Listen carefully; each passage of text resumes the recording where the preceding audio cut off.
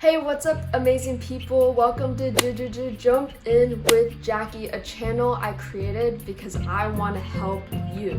If this video can just help one person at the end of the day, then all of this will have been worth it to me. Alright, so today I want to contrast SARS, MERS, and COVID with 9 different factors, compare and contrast, and tell you the key differences between them, and then go over 2 main takeaways that I have with all of this information that I did research on. So let's get to it. First, time frame. SARS started in 2002 and ended in 2004. There were about 8,098 infections and 774 deaths. For MERS, started in 2012 and unfortunately is still happening, but there are a lot less cases compared to COVID. There are 2,521 infections and about 866 deaths so far. COVID-19. COVID-19 started in late 2019 and is still unfortunately going on. As of mid-July 2020, there have been 12.4 million cases with 540,000 deaths, but 6.6 million have recovered. Moving on to factor number 2, transmission. How are all of these transmitted? SARS is transmitted person to person, but not as easily. MERS also transmits person to person, and COVID, as we know, transmits from person to person. So all of these are about the same. Factor number 3, duration. SARS lasted about 8 months. November 2002 to July 2003 was the major outbreak, with the last case being in 2004. MERS is still going on, but way less than before. COVID to be determined.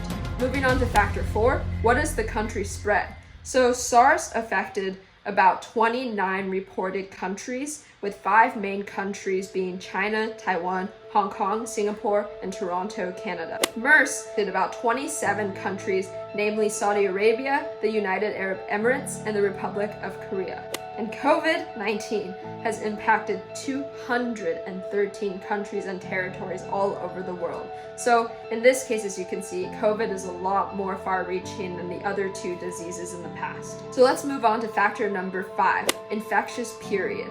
So for SARS, the peak virus shedding occurred after the virus was identified. That means once you figure out you had SARS, that's when it would spread to other people. For MERS, the infectious period was about 5 days, ranges 2 to 14 days, and the median time from illness to hospitalization is 4 days. And with COVID-19, the scariest thing is asymptomatic patients can spread COVID. That means you might not even have any symptoms yet, but you have COVID and then you can spread. So as you can see, the main difference there is for SARS, you would get symptoms, so you would know if you were spreading it to people because you have already had a fever and you already had the effects. So it was a lot harder to spread once you figure out you had it. With COVID, that's the scariest part, and that's why we see there are so many more cases, because if you get it, you could still spread it to a lot of people and you don't even know. The next factor I want to go on to is number 6, severity. So for SARS, there are a lot more severe cases. They're a lot more common. That meant that if you had SARS, it was likely you would suffer greatly or maybe even die if you contracted SARS.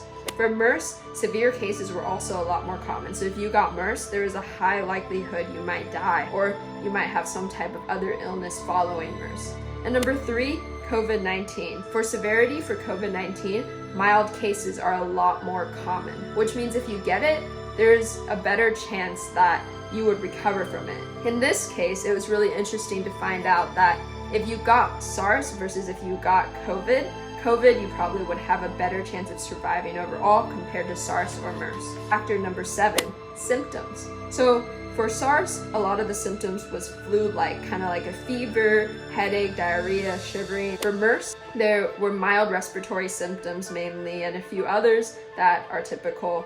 And then for COVID, we're still finding out more, but it was a cough, shortness of breath, fever, chills, muscle pain, sore throat, and the new loss of taste or smell. So as you can see, a lot of these symptoms are very similar. So moving on to factor number 8, R-naught. So what is R-naught? R-naught is how contagious and reproductive an infectious disease is, and it displays the number of average people that will be infected from a contagious person.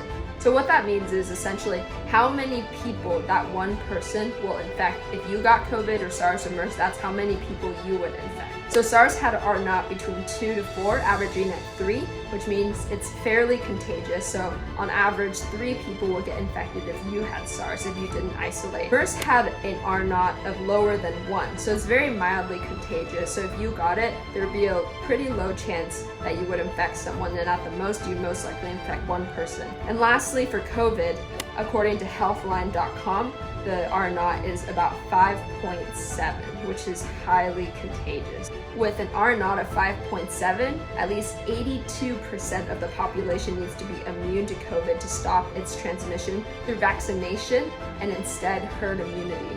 So as we can see, COVID is very, very contagious. That means you can infect between 5 to 6 people if you get it, and it is highly, highly contagious. So I thought that was also a really interesting factor to notice between the 2 other diseases. So moving on to my last factor, impact on people. What I've realized in my research is SARS made Hong Kong and Singapore, Taiwan ready for COVID-19, since the memory of SARS was heavily burned into the Hong Kong, Singaporean people, or any country that had been infected by SARS. A lot of them hadn't seen anything quite like that before, so that's why maybe they were even more prepared when it came to COVID-19, which is really good. The overall quality of life for people who contracted MERS were obviously much lower, especially those who required intensive care units. Those affected experience a lot of psychological trauma. And lastly, for COVID, according to the United Nations, there have been several groups that have been especially discriminated against by COVID-19,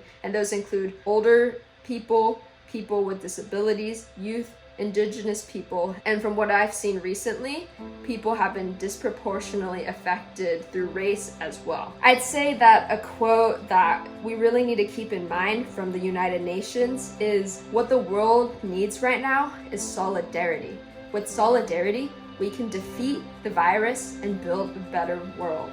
And I think this is really true. Even though COVID has been terrible, one thing it has done is brought people together.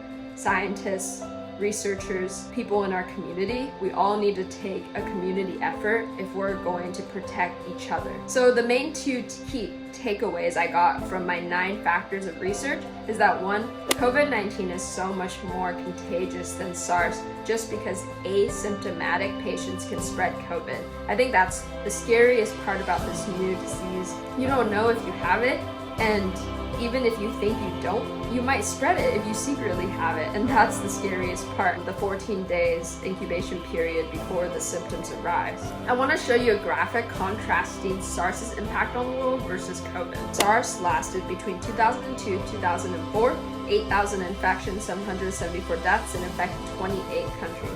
Now let's look at COVID. COVID has infected over 12 million people worldwide, with over 540,000 deaths. Good news though is that 6.6 million have recovered. So the main takeaway is that COVID is a global issue.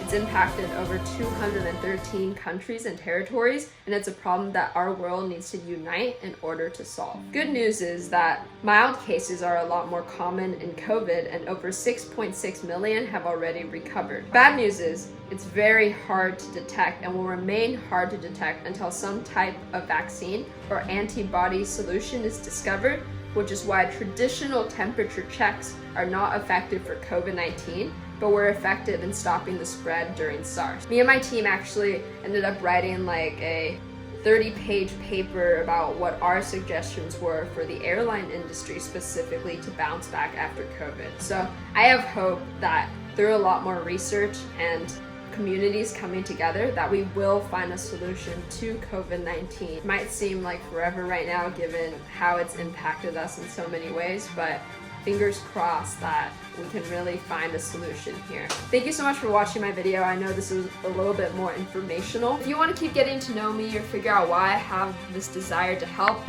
feel free to press that subscribe button or follow me on Instagram. Thank you all for watching. Don't forget to stay safe, stay healthy, and stay beautiful. Jackie out. Bye.